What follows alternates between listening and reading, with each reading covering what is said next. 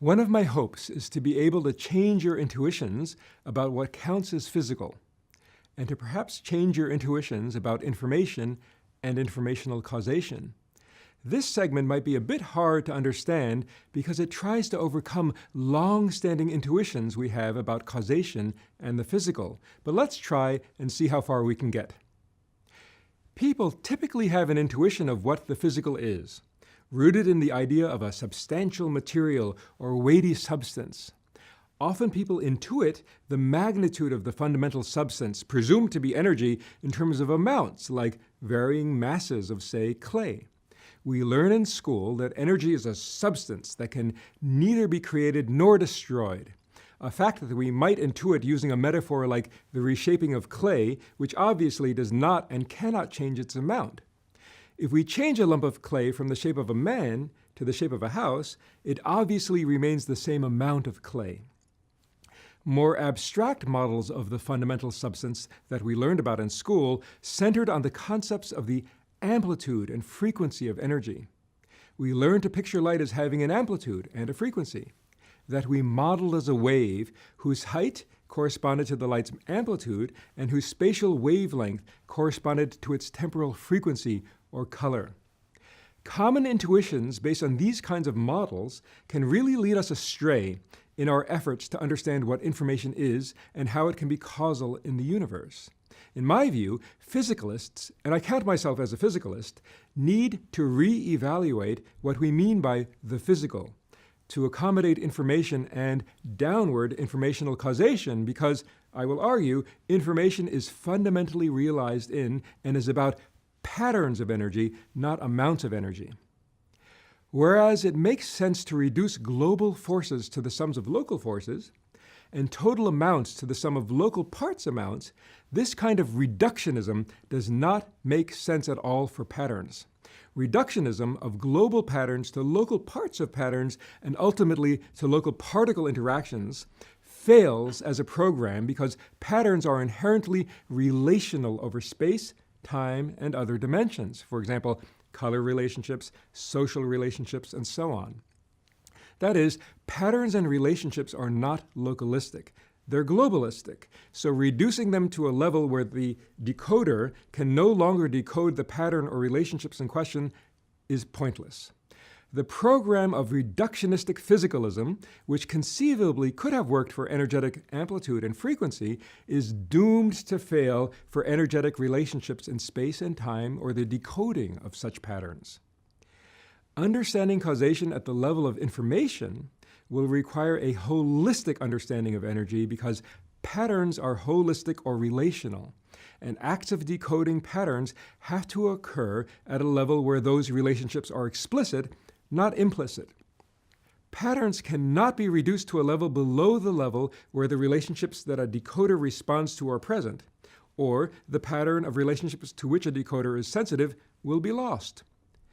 But if an act of decoding can trigger a change in a physical system, say a neuron that's tuned to a face, detects a face in the visual input and then fires, thereby influencing other neurons, then reductionistic physicalism won't work at all, because then even non-informational causal chains, say among local particles, become influenced by global energetic relationships. That is, once patterns and information become causal in the universe because of the evolution of decoders, like neurons, that do things if patterns are present, like fire, or trigger behaviors of animals in the world, then reductionistic physicalism fails. Reductionism fails for the entire universe, even if it fails just here on Earth. For example, when we look at the night sky, we might recognize the constellation Orion. The same set of stars could have been linked together in some different pattern, but this is the pattern we detect. Why? Well, somebody taught this pattern to us, perhaps when we were small, so we learned the pattern of this constellation and now can find the pattern in the night sky. But there's nothing like Orion really out there in the universe. Sure, there are several suns really out there, but these are in fact hundreds of light years apart from each other and from us. The only reason Orion has an existence as a pattern is that we have learned to have a decoder that responds when an Orion-like pattern is in the input. Had we been taught a different pattern, then, when looking at the night sky, we would have seen that other pattern and not the pattern of Orion. And that these stars cast this pattern, even though far apart, is because of the position that the Earth just happens to occupy. So Orion only exists because we learned this pattern and can detect it in the visual input when we look at the night sky because of the arbitrary position of the Earth. The pattern has no objective existence as a thing with mass in the universe out there. It exists solely because we decode it as a pattern in our sensory inputs. And the pattern does not have to exist among stars either. We could recognize the pattern Orion if it were made by arranging limes or teddy bears or whatever we like. Another concrete example is afforded by the moon. Most people in the West see a face in the moon, but most people in China are taught that there is a rabbit in the moon. The first time I was told this, I thought it was quite ridiculous because I thought it was obvious that the moon looked like it had a face on it. But after it was shown to me how to see a rabbit in the moon, I found it actually more natural to see a rabbit in the moon. Of course, there's no face in the moon or rabbit in the moon. This is just how I have been taught to decode the pattern on the moon. But it does show how identical input from A, in this case the moon, can lead to radically different outcomes, say how I see the moon, once moon decoder B has been reparametrized. To make informational causation even more alien to the causation studied by physics and described by our best physical laws, spatiotemporal patterns of energy can be created and destroyed, so conservation laws, whether of energy or of momentum or of spin and so forth, that apply to amounts of energy are not relevant to understanding informational causation. For example, going back to our clay example, when I form a lump of clay into a little man and then into a little house, the amount of clay is conserved, but the shape of the clay is not conserved because I destroyed the form of the man in order to mold the form of a house. So form is not conserved. Pattern in general is not conserved. Information, being acts of decoding patterns, is similarly not conserved.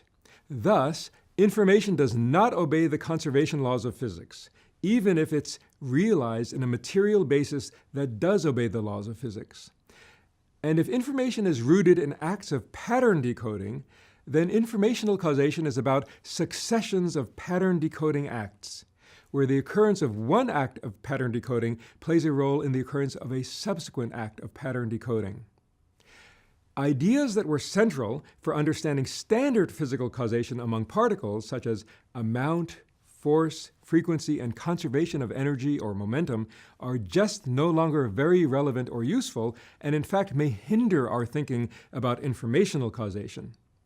To understand informational causation means to understand decoding, particularly the decoding of energetic patterns among inputs to the decoder. It requires understanding how decoders trigger other decoders, and also how decoders reparameterize each other for possible future acts of now altered decoding. The technical word for energetic relationships is phase. For example, a sine and cosine wave of the same amplitude and frequency have a phase difference of 90 degrees.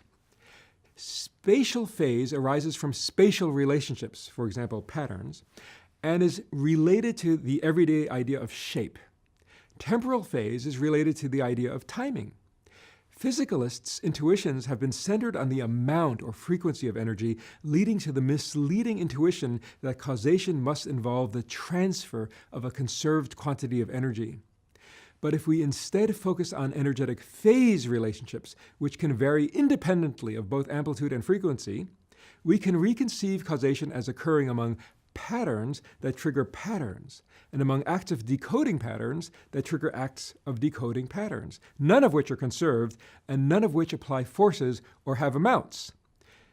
When we think of causation among energetic patterns afforded by acts of decoding patterns that then change the system, we enter a new causal world where there are no informational forces and nothing informational is conserved. If information just is acts of decoding inputs, such acts set up equivalence classes of outcomes among physical events.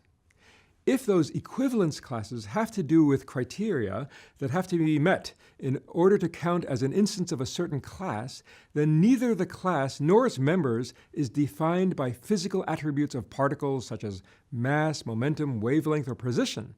An informational class is defined by the meeting of informational criteria, which are in turn realized in the satisfaction of physical criteria for neural firing placed on spatial configurations and temporal patterns, again, phase relationships among inputs, and ultimately particles. For example, the class of things that count as a hat has nothing to do with momentum, spin, mass, or particle positions.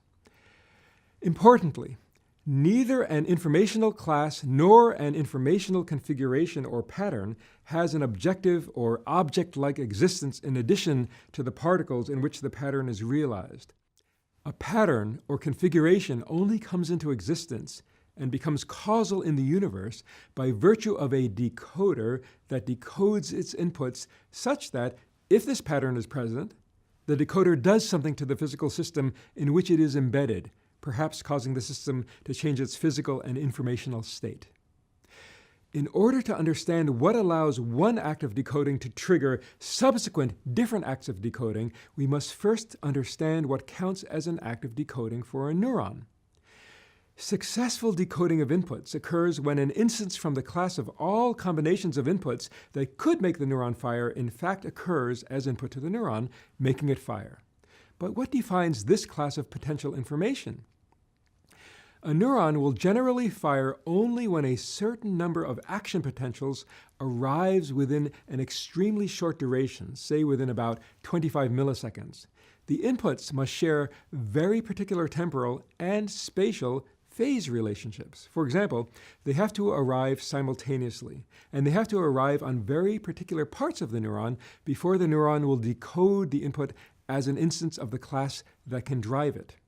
An act of neural decoding, therefore, typically involves an assessment of energetic phase. Having decoders respond to particular spatial and temporal relationships or patterns in input allowed patterns or phase in energy to become causal in the universe. Whereas pre-biological classes of physical causation generally were unresponsive to phase differences in input, being more responsive to other attributes of energy such as amplitude and frequency, life introduced phase causation or pattern causation into the universe, as far as we know, for the first time right here on our Earth. Informational causation occurs when there is a succession of pattern decoding events, as when the firing of this neuron, tuned to pattern A, in part drives the firing of another neuron, tuned to pattern B. But informational causation is more powerful even than that because the criteria that a neuron applies to evaluate its inputs can change or be changed by other neurons' inputs. This subclass of informational causation is made possible in the human brain via the resetting of the informational parameters that will drive a neuron, realized in resetting synaptic weights and other parameters so that a neuron now effectively receives and responds to different driving inputs than it did before the act of resetting. Thus, informational causation is realized in criterial causation, which is itself an instance of the more general class of energetic phase causation or pattern causation.